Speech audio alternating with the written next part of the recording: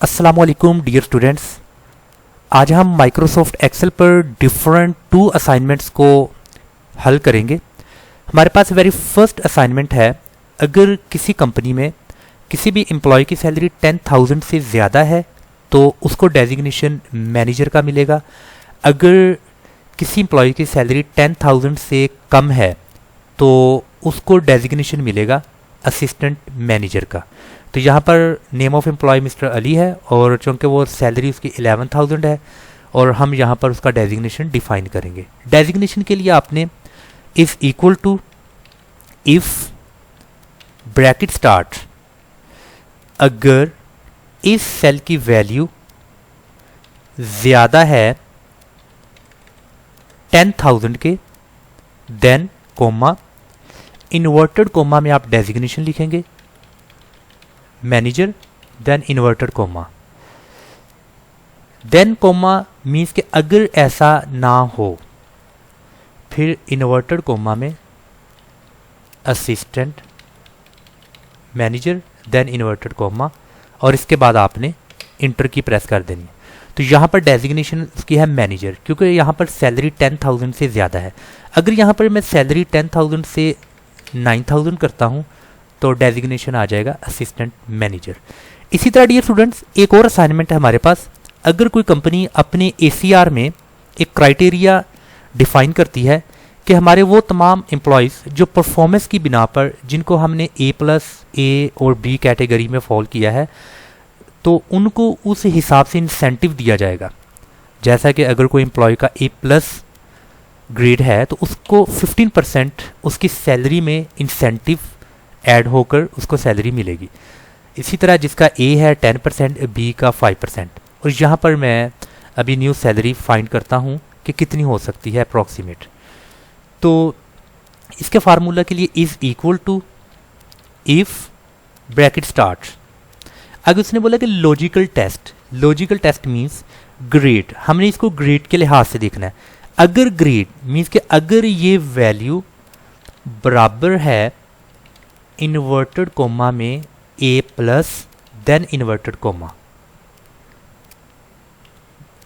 Then ये comma मतलब कि अगर ऐसा हो मीन्स कि अगर इस वैल्यू में A+ है, तब क्या होगा कि ये सैलरी 10,000 मल्टीप्लाई बाय 15%, देन आपने इंटर की प्रेस करनी है। तो यहाँ पर 1500 आ चुका है। अभी बेसिकली ये 1500 सैलरी नहीं है, ये 1500 बेसिकली इंसेंटिव उस एम्प्लॉय को मिल रहा है जो A+ कैटेगरी में फॉल करता है, जिसका ग्रेड A+ है। मुझे यहाँ अभी इसकी इंक्लूडिंग इंसेंटिव टोटल सैलरी को कैलकुलेट करना है। तो उसके लिए मैं फार्मूला लिखूंगा is equal to if bracket start, अगर इस सेल की वैल्यू बराबर है इन्वर्टेड कोमा में A+, देन इन्वर्टेड कोमा, फिर आपने कोमा लगाना है। इसका मतलब कि वैल्यू ऑफ ट्रू, अगर ऐसा है तो ये salary multiply by 15% plus again ये सैलरी।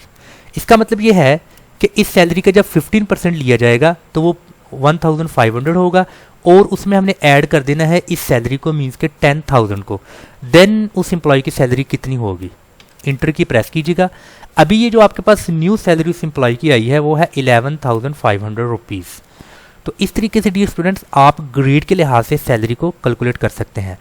अगर आपको अगर यहाँ पर मैं ग्रेड चेंज कर देता हूँ तो यहाँ पर मेरे पास फिर वेरिएबल ग्रेड में न्यू सैलरी नहीं होगी, क्योंकि मैंने डेटाबेस में जस्ट जो कंडीशन रखी है वो A+ की रखी है।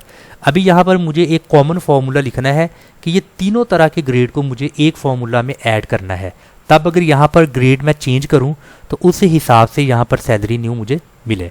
इसके लिए फॉर्मूला है is equal to if bracket start, अगर इस सेल की वैल्यू बराबर है इन्वर्टेड कोमा में A+, then inverted comma, then क्या होगा कि ये सैलरी मल्टीप्लाई बाय 15% प्लस ये सैलरी, ये तो अभी हो गया ए प्लस ग्रेड का। अभी मुझे यहाँ पर ग्रेड ए को भी डिफाइन करना है।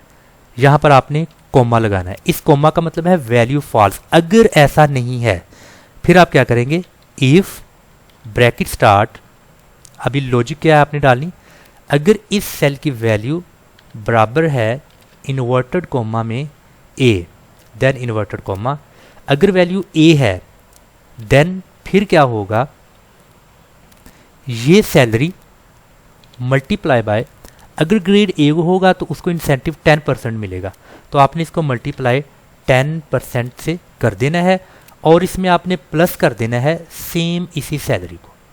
ये तो अभी हमने ग्रेड ए को भी डिफाइन कर दिया है। इसी तरह ग्रेड बी को भी आप डिफाइन करेंगे। आपने यहाँ पर कॉमा डालना है। इसका मतलब कि अगर ऐसा नहीं है फिर क्या होगा, इफ ब्रैकेट स्टार्ट, अगर इस सेल की वैल्यू बराबर है इन्वर्टेड कॉमा बी के, देन इन्वर्टेड कॉमा, अगर वो वैल्यू सेल की बी है देन फिर क्या होगा, ये salary multiply by, B grade होगा तो 5% मिलेगा, मल्टीप्लाई बाय 5% प्लस ये सैलरी। तो डियर स्टूडेंट्स, अभी हमने तीनों ग्रेड्स को इस फॉर्मूला में मेंशन कर दिया है, A plus grade, A grade, B grade. इन 3 डिफरेंट वेरिएबल ग्रेड्स में आपकी सैलरी यहाँ पर न्यू सैलरी डिफाइन हो चुकी है।